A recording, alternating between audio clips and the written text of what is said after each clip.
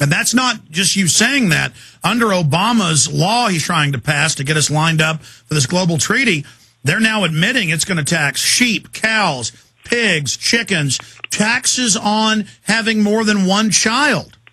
Well, very much so. And in your country, your proposed cap and trade is actually fairly mild compared with what the government of Australia has tried to do, and their tax will send everyone broke. It will send all of the agricultural industries broke, the mining industries, the smelting industries, and the agricultural and manufacturing industries just will move to somewhere else.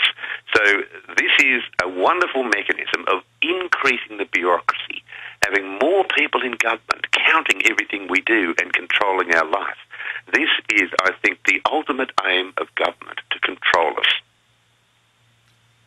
It really is a stroke of genius, though, when the Club of Rome back in the 60s first put forward the white papers to Western governments, from Australia to Canada to the United States and England, Germany, to tax air. The current head of the Council on Foreign Relations, Richard N. Haas, wrote in '92 that it was the perfect thing to make humans the enemy and the state waging war against humanity. Very cold-blooded quotes by these people. When you researched them and wrote your book about them, you talk about how it's their religion. From your research, Doctor, what is their religion at its foundations? My research really shows that it's a form of neo-eugenics. Well, it's a form of religion, in my view, that has replaced failed Western socialism. It's replaced failed Western Christianity. It's a religion that's based out of the cities. It's an urban atheistic religion. These are people who claim that they're environmentalists, yet they have absolutely no contact whatsoever with nature. They never, ever go bush. They never plant crops. They don't know where their food comes from. They don't know where their electricity comes from. And they get all of their information off the internet or off a screen. So we have a total disconnect of these people who have the strong body of voting power.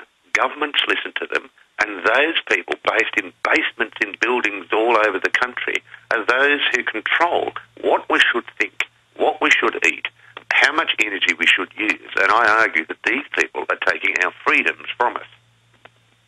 Well, you're absolutely right. Have you heard about the recent book that got a lot of attention? It's actually a compendium or a government proposal white paper written with government and foundation funding, Eco-Science, by John P. Holdren, the White House science czar, that really admits that environmentalism is just eugenics and calls for a planetary government to reduce the population by 75% and calls for destroying the industrial base? Yes, I'm very much aware of Holdren's work. Previous to his government position now, I'm very much aware of his views. And I think this is something we should be very, very careful about, because to embrace environmentalism is in many ways to actually keep the third world in its third world state, to keep people dying in the third world, to stop them using modern genetic engineering, to stop them using modern power systems. And we have to remember that half of the third world don't have running water and don't have electricity. And when we look at some of the other great political movements of the past, we saw the rise of National Socialism in Europe from a green movement. That's where it came from. It wasn't a right-wing movement at all. So there are some rather frightening parallels in history, and this is why I use a lot of history in my book that's recently come out, because we learn so much from history. Absolutely. I have read large sections of your book. Haven't gotten through all of it yet with time, but I have to say I learned a lot, but I've also confirmed a lot of separate research I've done in my film Endgame, Blueprint for Global Enslavement. That's exactly what I found. I thought I knew history about Hitler, but they don't really teach. He was a vegetarian environmentalist who believed he needed to kill the majority of the world to save the earth, all for racial hygiene.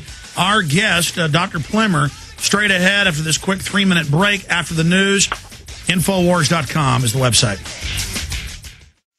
Are you concerned for the safety of your loved ones? Listen closely to this message from pepperspray.com. Every 22 seconds a violent crime is committed. America has changed, and your personal safety is your first priority. Be smart. Be safe. Trust pepper spray instead of your luck. Pepperspray.com is the only website you'll ever need for all of your non-lethal self-defense supplies. Pepperspray.com carries one of the largest assortments of pepper spray and personal safety products on the web. From big to small, we have it all. Pepper spray, mace, animal repellents, stun guns, and tasers. Pepperspray.com also carries a large assortment of products for personal, home, child, and pet safety. Enter SAFE in the coupon box and you'll receive a special discount off of your order. So what are you waiting for? Go to pepperspray.com. That's pepperspray.com or call 1-800-908-9988 today.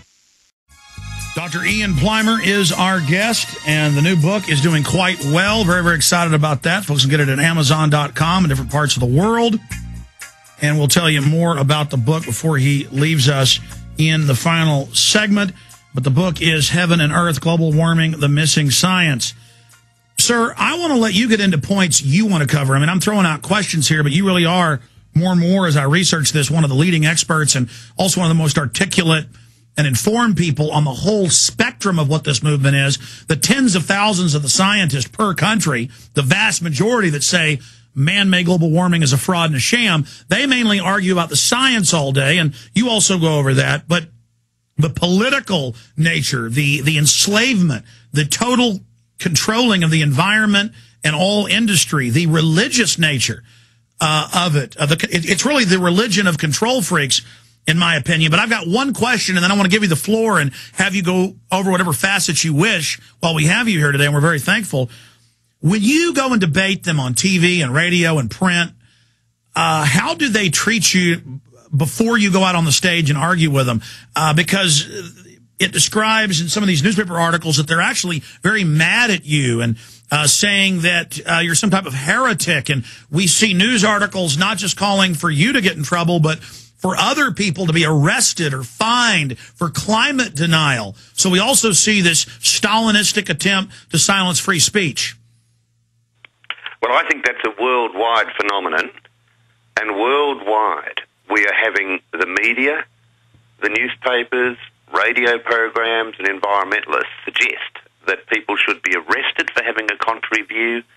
They are demonizing dissent.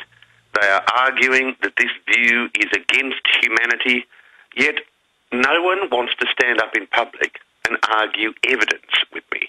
And my scientific view is married to evidence. It's not married to dogma. Continue. Mr. Plimer? Yes, I'm having real difficulty hearing you. Well, you are, how many thousands of miles away are you from the middle of the United States? Is it 10,000, 12,000? It would probably be 10,000 miles away. I can now hear you, so you must be shouting. Remember, I'm talking uphill. You're talking downhill.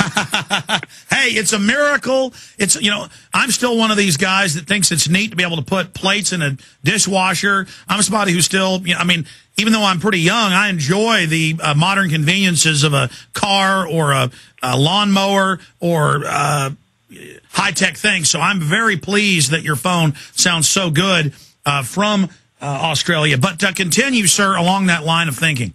Well, I'm very pleased to be able to eat hot food, to be able to have a hot shower, to be able to keep my house air-conditioned in summertime, to keep it air-conditioned and warm in wintertime, to be able to travel by aeroplane or by car. Don't give me the good old days, because they weren't.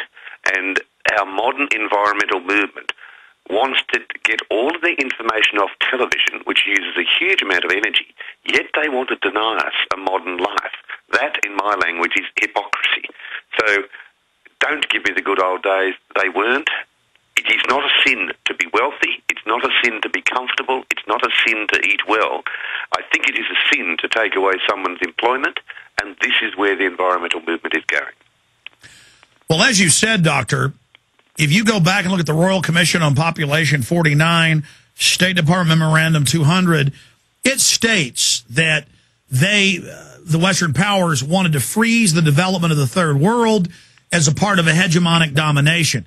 So whereas in the streets, the modern yuppie, it is a religion, they're disconnected from reality and fools, the progenitors of this carbon tax and carbon tyranny cold-bloodedly know that they're going to kill billions of people in the third world in the aggregate. They know it's going to freeze development. They know it is a vertical integration of the entire economy. I mean, have you ever had one of these guys admit that to you? Because you can read it in some of their books. Well, they often argue about population as if it's a bad thing. The greatest and easiest way to reduce global population is to make everyone wealthy. And that means in the third world, you won't want to have 13 children, hoping that one will keep you alive in your old age. And I argue very strongly in the last chapter of my book, Heaven and Earth, that in fact, the current views of the environmental movement